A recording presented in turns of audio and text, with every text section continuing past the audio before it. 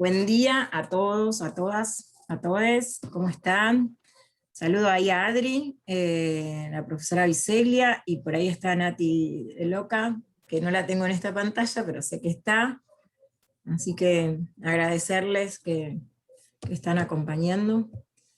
Eh, bueno, les quería contar que a partir de esta semana implementamos en el campus que las novedades se publiquen jueves a la noche, tardecita noche, o el viernes temprano a la mañana. ¿Sí? ¿Por qué? Porque hay muchos estudiantes que cursan su práctico el lunes a las 8 de la mañana. No sé si es el caso de algunos de los que están acá, pero bueno, encontrábamos que si no, no podían leer o, no, o iban al trabajo práctico sin el trabajo leído.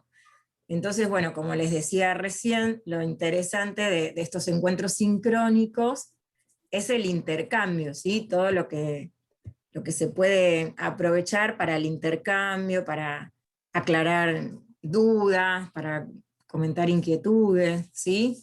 Entonces, van a ver que cuando entran al campus están las novedades de la semana que viene.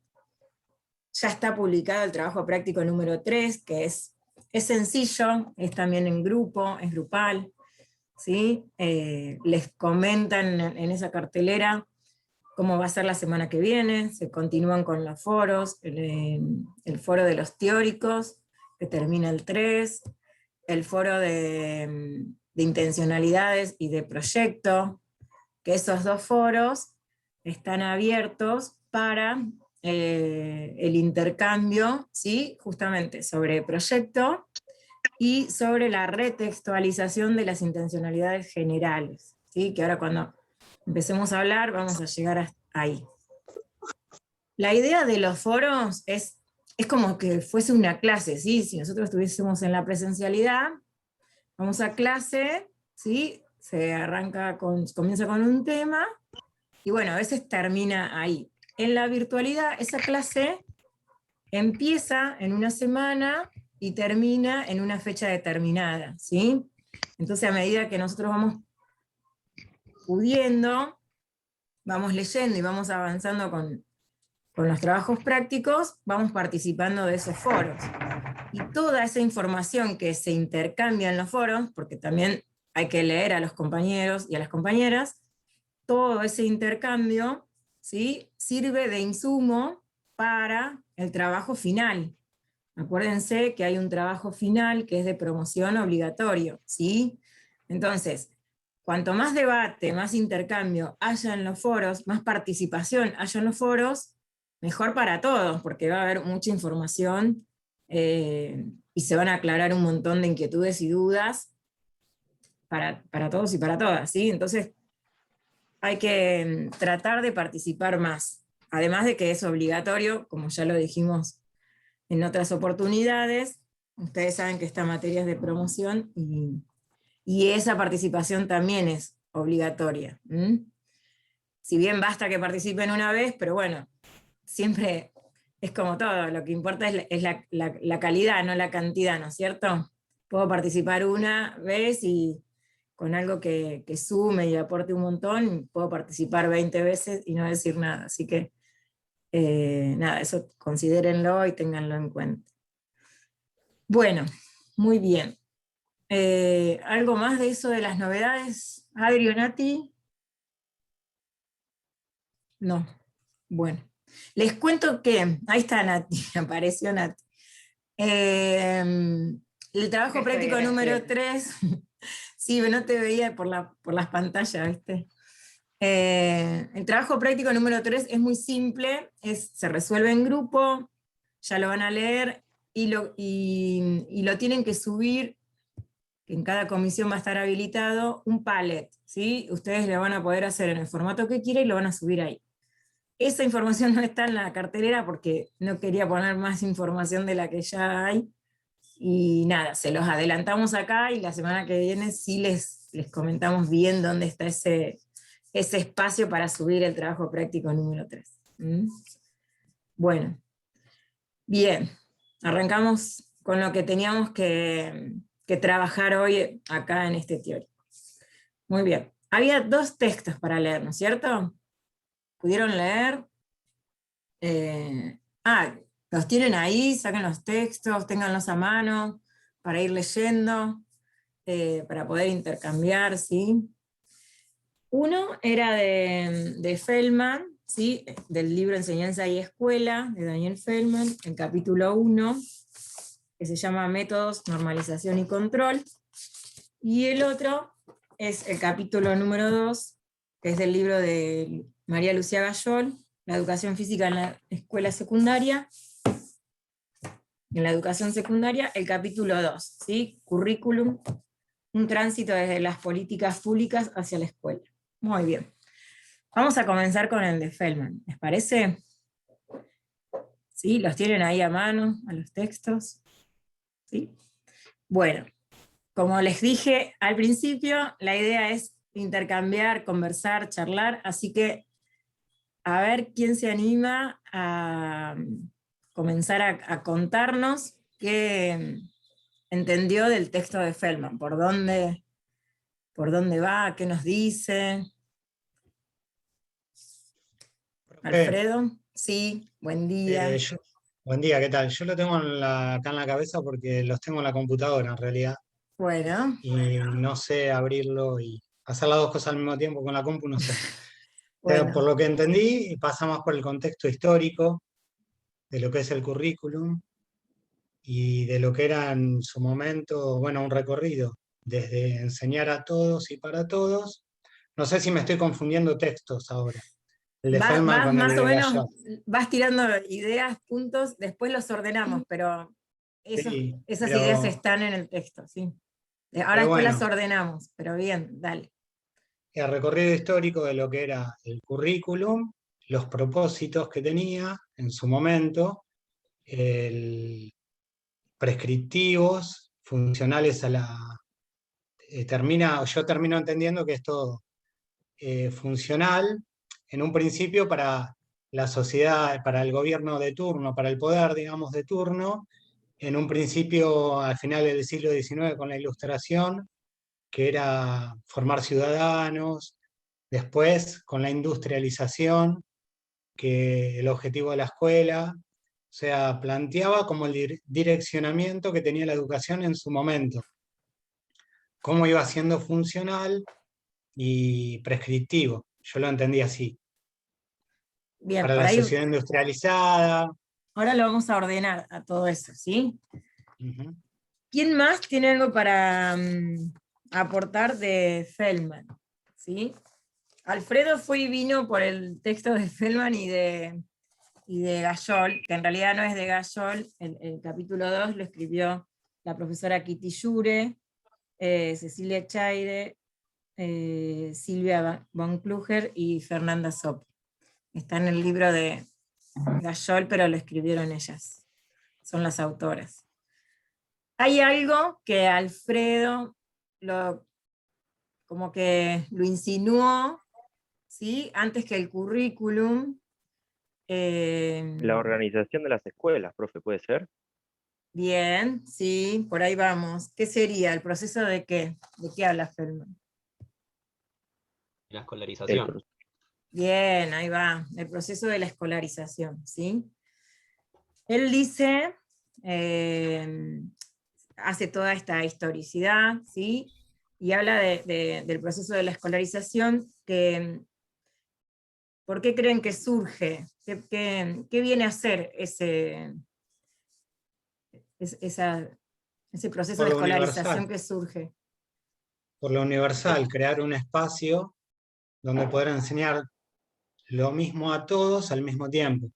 Bien, ese era el motor, ¿sí? Poder enseñar a muchos a la vez, ¿sí? A todos, muy bien. Pero ¿qué hace ese proceso entonces? Ordena, organiza y sistematiza a gran escala, ¿no es cierto? Bien. Y un poco vino a dirigir lo que fue la tarea y el rol de los profesores, las profesoras, los estudiantes, ¿sí? También se Eh, fue modificando el sistema de las aulas y los tiempos de las clases. Bien, ahí vamos, ¿sí? Sime, muy bien.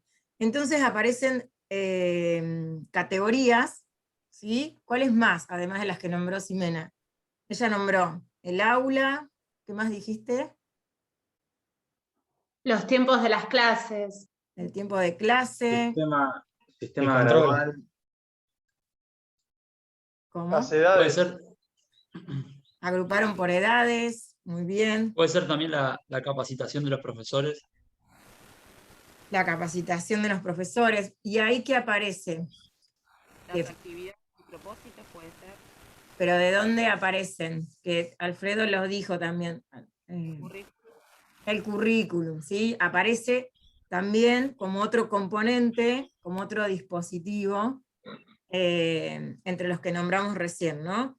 Aparecen la escuela, el aula, la enseñanza sistemática, ¿sí? Se empieza a ir a la escuela con cierta frecuencia, aparece el currículum, aparecen los grupos, como dijo creo que Esteban, que se empezaron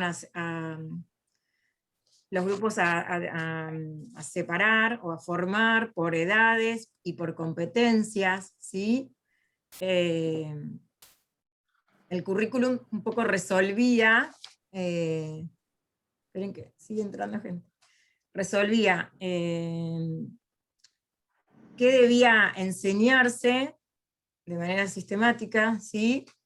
La secuencia en el tiempo en que debía ser enseñado esos contenidos, y la distribución también por edad y capacidades, ¿no? ¿Qué más? Ahí Alfredo habló de diferentes momentos históricos, ¿sí? Entonces, ¿cuáles son esos momentos? ¿Qué momentos reconocen ustedes? Creo que hay alguien en el chat. Yo me acuerdo que hablaba, perdón. No, habla. Me acuerdo que hablaba sobre cómo la revolución industrial necesitaba gente, o sea, necesitaba que la educación vaya como a la par de ese nuevo proceso de producción en masa, que habían pasado de lo artesanal, ¿no?, a lo industrial. Bien. ¿Cómo estaba en manos, Y perdón, profe? antes que el proceso Empieza de... primero con la Estaba- escuela medieval. Antes estaba en manos de la iglesia, estaba en manos de la iglesia y otros poderes, o sea, y después se pasó a manos del Estado, digamos. Bien, ¿sí? Eso queda claro. Primero la escolarización comienza, ahí como decían los compañeros, con la reforma protestante, ¿sí? Y estaba vinculado a la religión. Eso más o menos fue en el siglo XVI, 16. XVII, sí. Después viene la revolución industrial, ahí como lo explicó Sime, muy bien. Y bueno, ¿y qué característica tenía esa escuela o la enseñanza? Automatismos, Era ¿Qué más? automatismo, control del cuerpo, También ideal pronóstico. hubo distintos modelos porque también se implementó en un momento la enseñanza mutua o el sistema lancasteriano, que competía de alguna manera, si no entendí mal en el texto, con la enseñanza, digamos, de un docente para varios alumnos al mismo tiempo. En este sistema mutuo había monitores que eran, digamos, ayudantes de los docentes para poder tener más alumnos todavía. Muy bien, sí, muy bien. Muy bien, Federico. Y después señala dos momentos en Argentina como claves, digamos, en cuanto a estos sistemas de educación. ¿Cómo era la educación? Eso, a ver si alguno lo vio, lo leyó. Y puede ser antes de 1970 y después, profe, Sí, era una educación tecnicista que acompañaba ese tipo de educación industrializada, digamos. acorde a exacto. la época. Bien, marca los 60 y los 70, ¿sí? Como ahí en ese momento la educación se presentaba como un control de masas, ¿sí? Que tiene que ver con esa tradición normalizadora, disciplinadora, que bueno, que caracterizó la organización de las escuelas en masa, ¿sí? Y después, ya mediados de los 80, 90, ganan más espacio las ideologías, las teorías críticas, ¿no es cierto?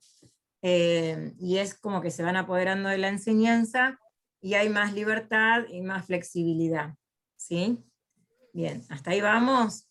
Una educación más reflexiva, Bien. ¿Y qué da lugar pasaba? a poder Sí, repensar un poco y la participación de los alumnos también. bien, sí. Va Se tomando tenía en cuenta por ahí los intereses que ellos tenían. va cambiando las características, ¿sí? De la enseñanza a medida que van transitando por distintas épocas, ¿sí? Por ejemplo, tiene que ver bueno, en la forma de dar la clase, en esto que decía Sabri se tenía en cuenta el interés de los alumnos. En una época por ahí se consideraba que el profesor era el que sabía todo, los alumnos no sabían nada, y dábamos nuestra clase y los estudiantes tenían que hacer y repetir lo que nosotros decíamos, ¿sí? Después se les dio más participación, se consideraba todo lo que ya el alumno había adquirido en otras etapas, ¿sí? Y bueno, cada etapa, cada momento fue marcando la enseñanza. Y además también los conceptos de enseñanza-aprendizaje, ¿sí? En algún momento era como que enseñanza aseguraba aprendizaje y hoy se consideran por separado, ¿sí? Se analizan por separado. Hasta en eso también hubo cambios de concepción, ¿sí?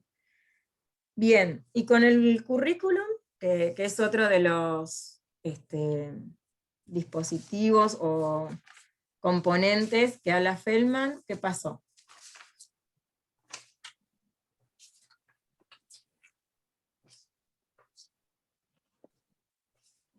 Y una Se fue cosita, modificando con el tiempo. bien, sí, Bauti, ahora antes de volver al currículum, otra cosa que podemos ver en el texto de Feldman es que él en este capítulo trata de considerar y mostrar la escuela como lo que es un sistema regulado y regulador, ¿sí? Como un sistema que está regulado por el Estado, ¿sí? Y regula, está a su vez regulador de la enseñanza. Entonces, ahí lo conectamos con lo que es currículum y entendemos que sabemos que es responsabilidad del Estado, ¿no es cierto?, arbitrar todos los medios para la distribución y circulación de conocimientos de manera homogénea para todos, cualquiera sea la situación o la condición. Entonces, el currículum es el que, a través del currículum, las escuelas cuentan con esa forma, esa manera de regular los contenidos a enseñar. Bien, ¿qué más podemos decir de currículum a partir del texto de Kitty Jure, de Ceci Scheider, Silvia von Kluge y Fernanda Soppi? Hablar sobre las reformas. ¿Qué análisis hacen acerca del currículum ellas? ¿Sí? ¿Cómo comienzan? En principio que hay más de una concepción de currículum o se le puede atribuir más de un significado. Bien, muy bien. ¿Sí? Profe, se cortó, pues. No, se interfiere alguien con su audio. A ver, ahí está, ahí lo desactivé. Bauti, lo que dijo Bautista se cortó, sino que lo repita. No, se escucha bien, ¿eh? Bueno. Bueno, las profes hicieron una... Profe, perdón, a mí se me cortó cuando, no sé si hacia todos, bueno, estaba hablando del currículum a través de las escuelas, ahí me quedé. Bueno, yo dije que las escuelas, ¿sí? En las escuelas están los diseños curriculares, que es una forma de regular la enseñanza, ¿sí? Y Bautista agregó, ¿qué dijiste, Bauti? El currículum, según las autoras. Que hay más de una concepción o más de un significado por ahí de currículum. Bien. Se lo puede ver de distintas maneras. Y da también Ella- unos ejemplos como que en distintos ejes geográficos también.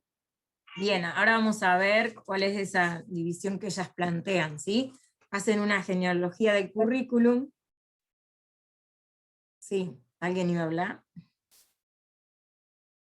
Un análisis. Jessica, a ver, que te estamos cortando. No, es que le dije gracias. Bien. Hacen un análisis de los distintos momentos o marcos teóricos por los que se hizo un estudio del currículum, ¿sí? Desde una perspectiva sociopolítica y educativa, ¿no es cierto? Bueno, eso es lo importante también entender, que el currículum a lo largo de la historia fue viendo y fue tomando distintas características, ¿no es cierto?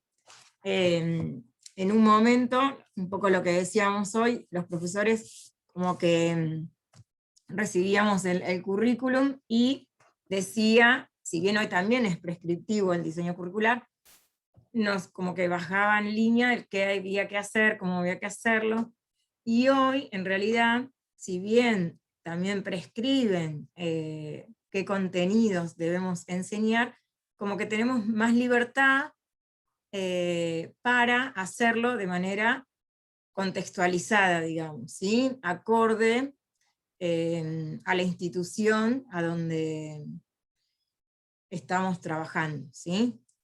Porque bueno, también, ahora cuando veamos lo que es el proyecto, una de los... Perdón, profe. Es como Sí, que resignifica el rol docente, digamos, porque antes era como solo recibir una prescripción que había que, digamos, operativizar o que había que llevar adelante, y hoy está más centrado en la función docente, en darle más valor a lo que, a la autonomía del docente, digamos, dentro del aula, contextualizado. exacto, sí, muy bien, Federico, muy bien. Hoy se valora el rol docente, sí. Ahí vi que se nos va a cortar en un ratito, nos volvemos a conectar al mismo link, ¿sí? A ver, porque tenía un machete acá por dónde seguir. Bueno, esto que le estaba diciendo, es el diseño curricular es un documento técnico, ¿sí? Que en su momento había que hacer, y tal cual lo que decía, o sea, el docente aplicaba lo que decía ese diseño curricular. Y hoy tenemos más libertad para crear, ¿sí? A partir de lo que allí está escrito, ¿se entiende? Que tiene que ver con esto que decía Federico, ¿sí?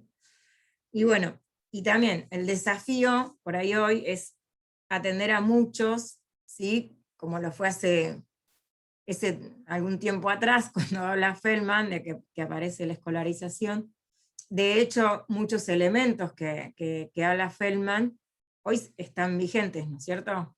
En la escuela, el aula, los horarios, ¿sí? La división de los grupos, siguen vigentes, pero bueno, como que van cambiando las concepciones, y si bien el desafío es atender a muchos en simultáneo, también entenderlo y hacerlo desde la diversidad, ¿sí? La necesidad de atender o saber que tenemos alumnos y alumnas con ritmos diferentes, de aprendizaje, con necesidades diferentes, respetar esas individualidades, ¿no? ¿Qué opinan respecto a eso?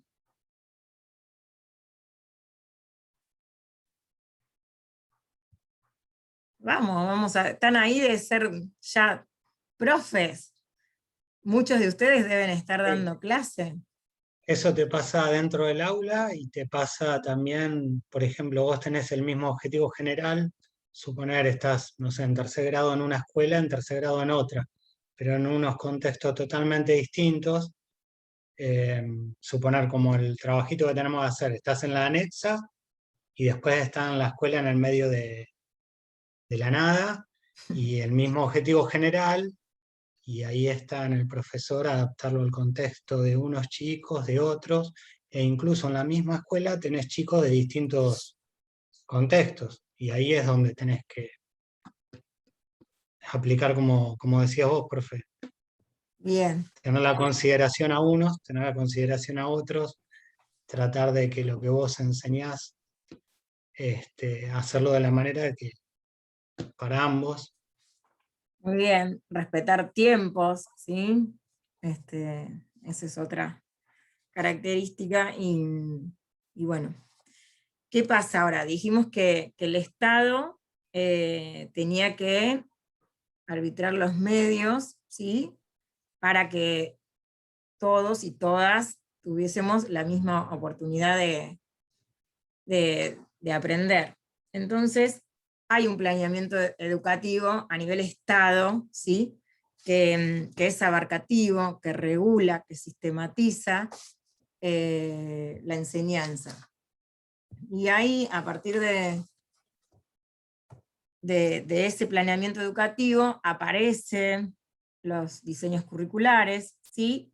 Y después, ese planeamiento también va tomando forma porque lo componen distintos programas, planes, proyectos, ¿sí? Normativas. Y acá, ahora cuando volvemos, porque se nos va a cortar, vemos que los proyectos, ¿sí? Hay dos clases de proyectos: los proyectos normativos y los proyectos estratégicos, ¿sí? Los normativos tienen que ver con la ley, con lo que está escrito, ¿sí? La ley primera, digamos, es la Constitución Nacional, y después, como, bueno, venía diciendo la profesora Andrea Rodríguez, ella nombraba hoy, en estos días, mucho hablamos de, sobre todo en las áreas nuestras, la ley Micaela, ¿sí? La ley sobre ESI, son normativas que no podemos no conocer y tener presentes al momento de después armar nuestros proyectos educativos, ¿sí? Y el plan estratégico, el proyecto estratégico, es aquel que es más flexible, ¿sí? Es el que vamos a elaborar ya en una institución determinada, ¿sí? Y bueno, y ahora vamos a ir viendo qué pasa con ese proyecto estratégico, con ese proyecto de enseñanza. ¿Hasta acá alguna pregunta?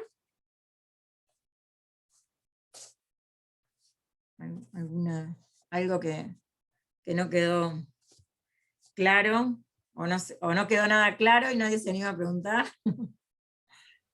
No, yo, profe, lo que me gustaría aportar, que, bueno, ahí en el texto decía que el currículum es un lugar donde se cruzan distintas esferas políticas, sociales, científicas, y pienso, ¿no? Que qué loco sería que se siga estando esa visión del currículum donde solo se tenga que transmitir los contenidos, como era antes, con el fin de homogeneizar o de enseñar todos a todos, y en este contexto, ¿no? Imaginemos que abrimos la computadora en la virtualidad y le decimos a los nenes de primaria inicial, bueno, hay que tratar estos contenidos dejando de lado el contexto y las situaciones sociales y atendiendo la diversidad también, ¿no? Como para entender el cambio que sufrió el currículum atendiendo a todas estas esferas, que ya no se tiene en cuenta solo una cosa, sino que hay que atender a una diversidad de cuestiones que si no sería imposible dar clases y seguir, digamos, intentando enseñar todo a todos, por así decirlo, ¿no? Sí, cuando hablas de este contexto, hablas de hoy en pandemia. Claro, exacto. Imaginemos que a todo esto se le suma la virtualidad, ¿no? De enseñar. O sea, la tenemos más complicada, no la podemos tener. Sí, es verdad, pero bueno, también está ahí la libertad. En realidad, como hablábamos recién, que el diseño curricular es parte de estas normas que regulan la enseñanza. El año pasado aparecieron un currículum prioritario donde se evaluó el contexto, ¿sí? La situación de aislamiento y de pandemia, y se seleccionaron, hubo como ciertos contenidos que se denominaron núcleos prioritarios, ¿sí? Y donde, por ejemplo, en un primer momento lo que se tuvo en cuenta era no perder el vínculo, el contacto, estar atentos a si las familias necesitaban algo, ¿sí? De qué manera se podía estar cerca de la familia y colaborar. Y bueno, y después sí, en lo que respecta a los contenidos específicos de la educación física, hubo que ver qué se podía, de todo lo que uno tenía proyectado, porque ustedes bien habrán escuchado en los encuentros que los profes arrancamos en febrero las clases en la escuela, aún sin alumnos, y en esas reuniones plenarias que hay en febrero, se acuerdan todo el proyecto, a partir del proyecto institucional, se arma el proyecto anual de cada docente, ¿sí? Y bueno, todo lo que habíamos escrito ahí, tuvimos que ver, bueno, de esto, ¿qué puedo dar? Más lo que ahora me están diciendo estos núcleos prioritarios, cuáles son prioridad. Y la verdad que hubo profesores que uno se va enterando lo que estuvieron haciendo, lo que estuvieron trabajando para acercar educación física a cada uno de sus alumnos y alumnas, y es para sacarse el sombrero, ¿sí? Acuérdense de eso, que si bien el diseño prescribe, tenemos la libertad de seleccionar aquellos que según el contexto consideramos prioritarios, y la forma o el modo en que vamos a abordar